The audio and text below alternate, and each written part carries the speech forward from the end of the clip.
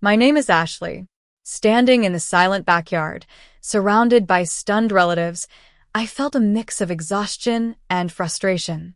The air was thick with tension, and the only sound was the faint sizzle that had just stopped from the grill. My parents, their faces aghast, stared at me in disbelief as I held up the closing documents. It all started when I was at the closing attorney's office, finalizing the sale of the house where I grew up. I'm a successful businesswoman in my 30s, running a thriving digital marketing agency. My parents, Robert and Linda, are in their 60s. They've always been proud, a bit old-fashioned, and not very open to accepting help from their children. 3 years ago, my dad's small manufacturing business went under due to fierce competition.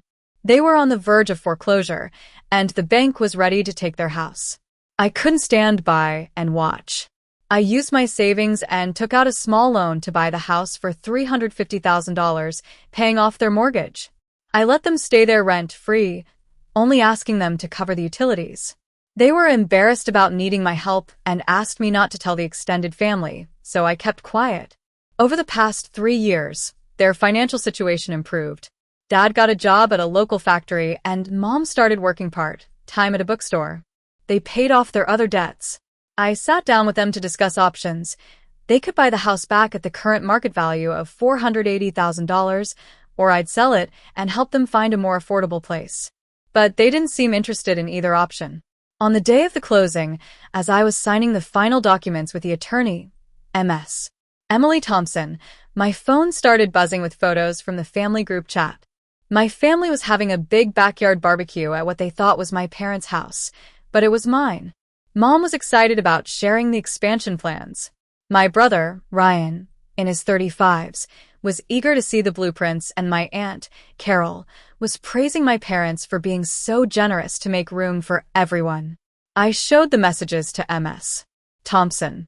She raised an eyebrow and said, "The house you just sold 5 minutes ago? This is going to be awkward." Little did she know. My phone buzzed again. Mom said a contractor was coming next week to give estimates for adding a master suite, expanding the kitchen, and converting the garage into a guest house. They were even thinking about a pool. Dad said they'd been saving and could use the home equity. I felt sick to my stomach. They were planning a home equity loan on a house they didn't own. As of 10 minutes ago, the house was legally owned by Mr. and Mrs. Harris, a retired couple in their late 60s looking to downsize. Ms. Thompson stamped the documents official and said the Harrises would get their keys within the hour and take possession next week. I knew I had to tell my parents, even though I'd tried to discuss this with them before. I'd sent them 3 emails about the sale timeline, but they'd ignored me, saying they were too busy. I drove straight to the house.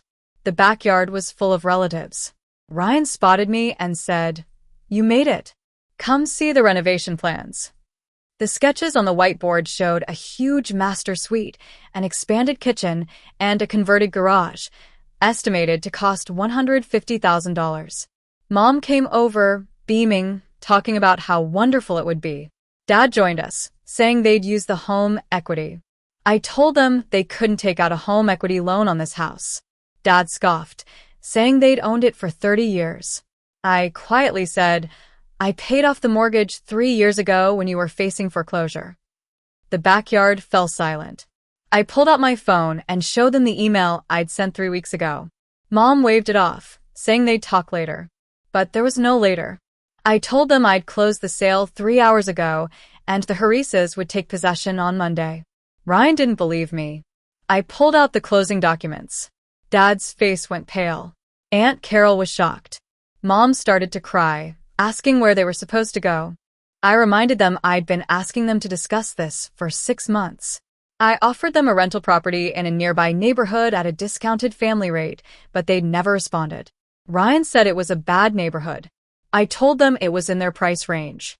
Dad said they had good credit and could buy something. I told them they had 6 days to move out. Uncle David stepped in, asking me to be reasonable. But the Harrises had been waiting for 4 months, living with their daughter, and had already sold their old home. I couldn't ask them to delay because my parents refused to face reality. Ryan was angry, saying I planned to throw our parents out on the street. but I'd given them every chance. I'd tried to help them for 6 months, but they'd ignored me. Their pride was so strong that they'd rather plan unrealistic renovations than face the truth.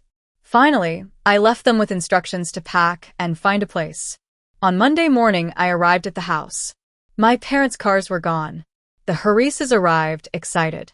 The house was clean, and on the counter was a note from Mom saying they were staying with Carol. They didn't understand why I did this and wouldn't be at family events for a while. 3 months have passed. My parents rented a 1-bedroom apartment in a less expensive area. Ryan and his family stayed in their own place. It turned out the renovation idea was Ryan's, trying to pressure our parents for free housing.